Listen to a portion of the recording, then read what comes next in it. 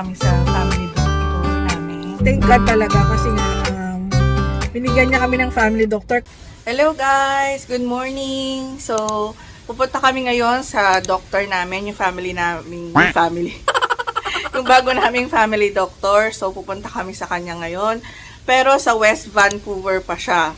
So, kami, taga-Suri kami. So, mga 1.5 hours ang biyahe ngayong umaga. And then, magbabas kami, train, and then bus. So, later ko na ikukwento kung bakit kami nakakuha doon ng family doctor sa West Van pa. Hindi yung malapit na lang dito sa amin. Yan. So, sige guys. See you later ulit.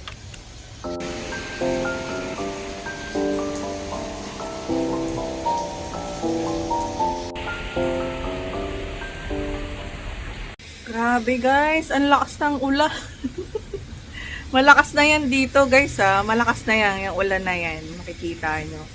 So, hindi kami pupunta sa doktor kasi naka-appointment na to guys. So, tingin ko 2 months ago pa na in-appointment ko to or 1 month ago. So, kailangan talaga namin pumunta. Tsaka nag-request pa si Ricky ng off para lang makapunta siya dito sa family doctor na to. So, umulan man o umaraw pupunta kami.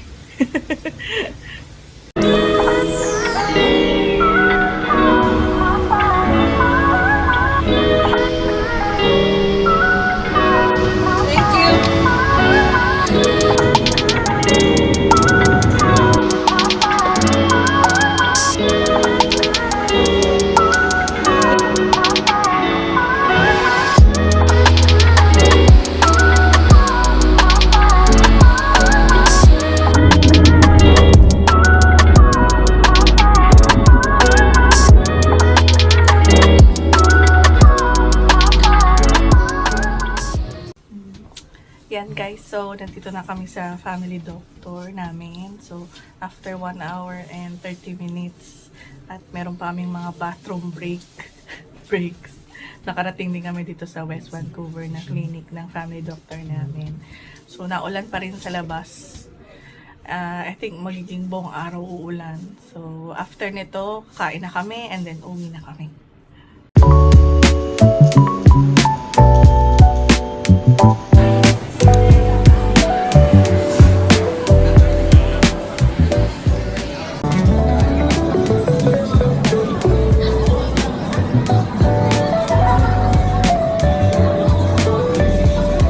Happy hour, kaya may libreng ganito. Blow it first. Meron siya yung egg. You know what? Use the spoon. The big spoon there and then you can stir it. So, it's not gonna be that hot. How is it? Good? Yeah? It's like the noodles you eat. 1 to 10. 10? No.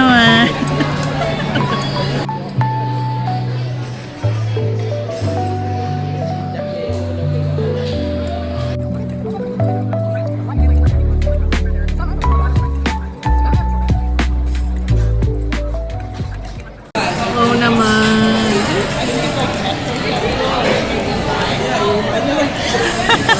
You like daddies? Wow, that's a lot of stuff. Yeah.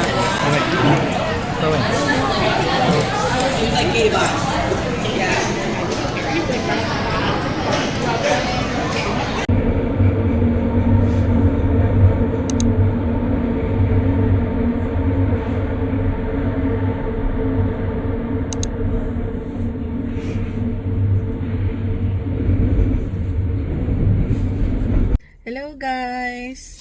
So, nandito ako ngayon sa parking lot. Dito malapit sa school ng anak ko. No? Kasi aantayin ko siya. Kasi uwian niya na later. So, galing kasi akong cleaning ngayon. So, kaya maaga ako dito na sumundo. Tapos wala naman akong pasok. Day off ako. So, hindi ako nagmamadali. Yan. So, Ayun nga guys, no, kukwento ko lang sa inyo kung bakit napakalayo ng kinuha naming family doctor, napakalayo sa amin. So, taga Suri kami dito sa BC. So, ang nakuha naming family doctor, taga West Vancouver. So, papakita ko sa inyo yung map kung gaano kalayo ng Suri sa West Vancouver, ano.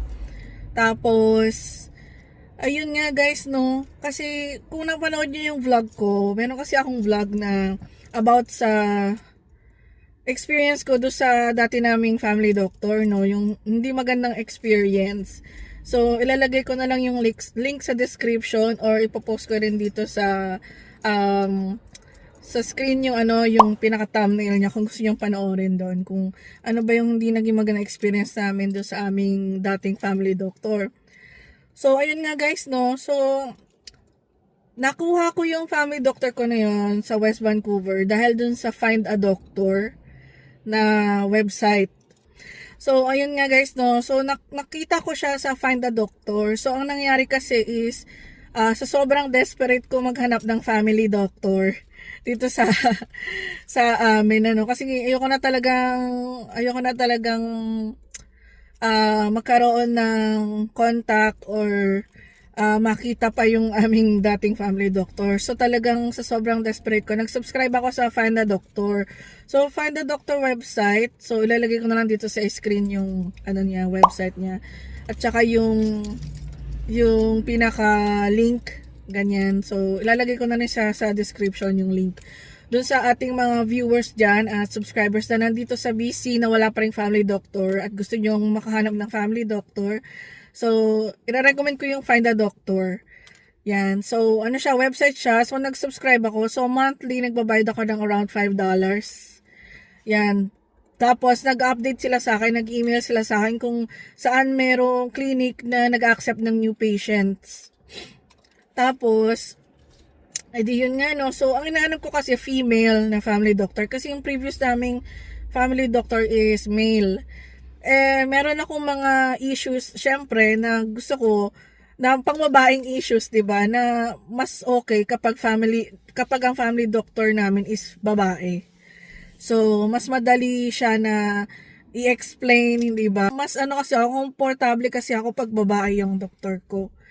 So, nung time na yun na nag-subscribe ako sa Find a Doctor, naghanap ako ng female na doctor na nag-accept ng new patient. Kasi mostly, ang ini-email nila sa akin, puro male doctor. So, hanap ako ng hanap. Matagal rin. Siguro, kailan ba ako nag-start?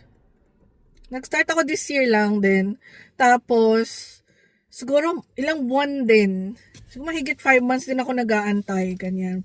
Tapos, ang nangyari, naka-receive nga ako ng female na doctor na nag-accept ng new patients. Tapos yun nga, taga West Van yung clinic nila, West Vancouver. So ako naman is sa desperation ko noon, hindi na ako namili.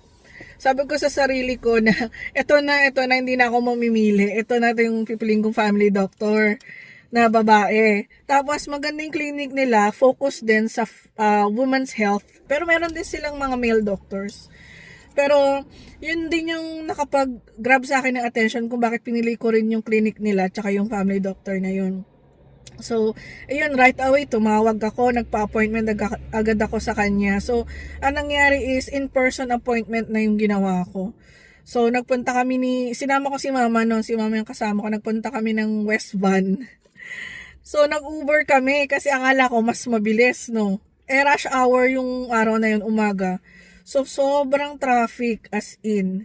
Siguro mga 2 hours kaming nasa road. Tapos late na nga ako nakarating doon sa appointment. Pero buti na lang mabait yung doktor. Hindi naman siya masela na hindi niya masinabi, ba't late ka? Ganyan. Wala namang ganon. Pati yung mga nila, assistant na nando sa clinic. Hindi naman sila maselan dahil na late ako. Ganyan. Nung nakita ko naman siya in person, okay siya. Hindi siya intimidating, hindi siya suplada. At saka alam mo na siya yung concern ba? May concern siya sa pasyente niya kasi right away nung nandun ako, tinanong niya ako, bakit ka gusto magpalit ng doktor, ganyan. Sabi ko, kasi gusto ko po ng female doctor. Kasi yung aming family doctor ngayon is male. So, I prefer na female. Tapos sabi niya, okay. Okay, so, yun, accept niya ako. And then, after nun, ang ginawa niya is, chinek niya yung yung blood pressure, yung pulse. Tapos, nag-request agad siya ng mga tests. So, blood tests. Tapos, ano pa ba, yung lahat ng mga laboratory, yung ultrasound, ganyan.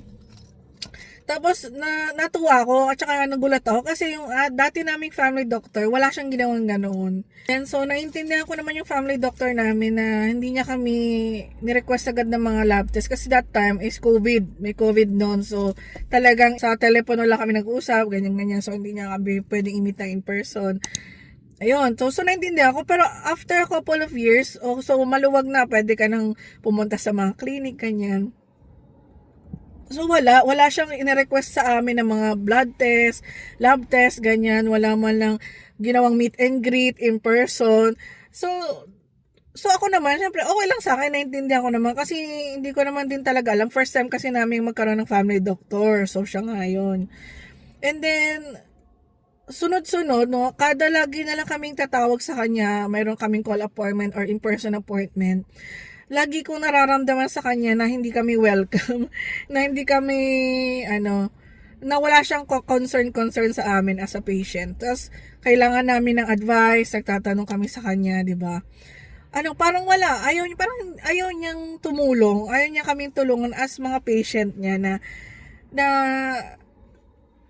etong bagay na to is kaya namin tinatanong sa inyo, sa doktor, dahil hindi namin alam personally, di ba? Kung bakit ba nangyayari sa amin itong mga ganitong bagay.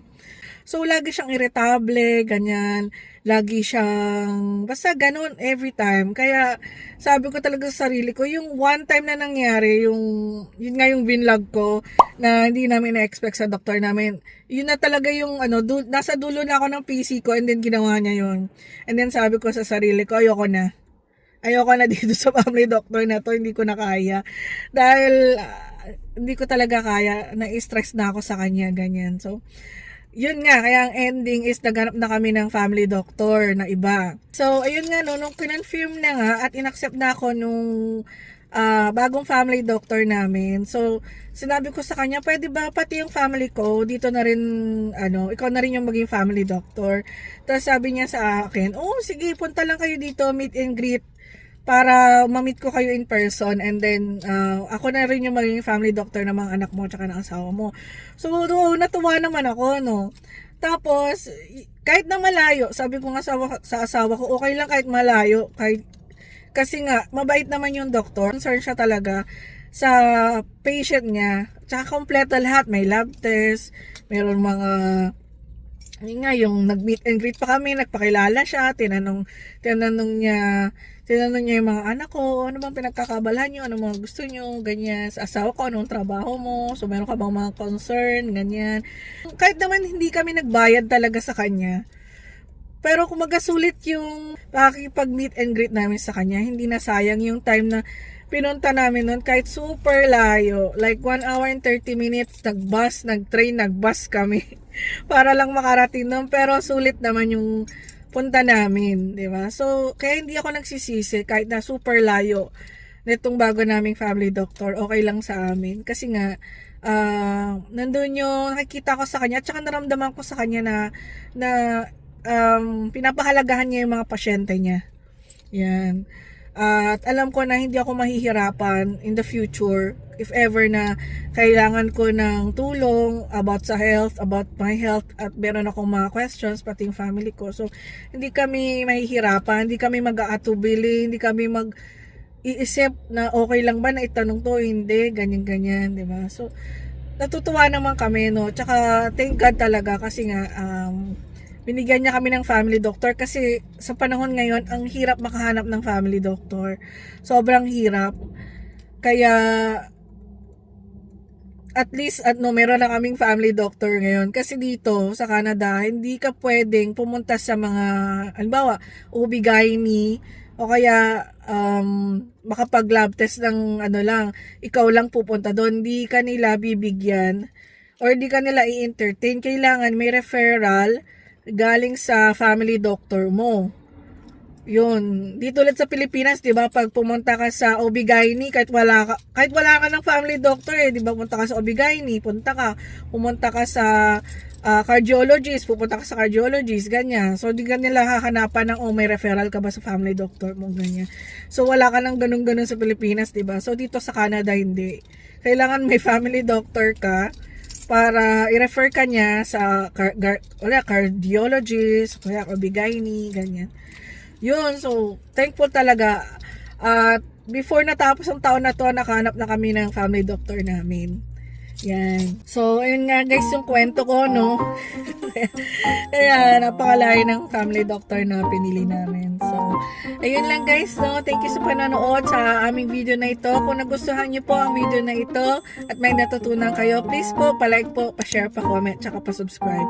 And then, pa-click na rin po yung notification bell para po updated po kayo sa mga next video natin sa channel na ito, Rick and She. So, thank you again guys. See you again next time. Bye-bye po. God bless.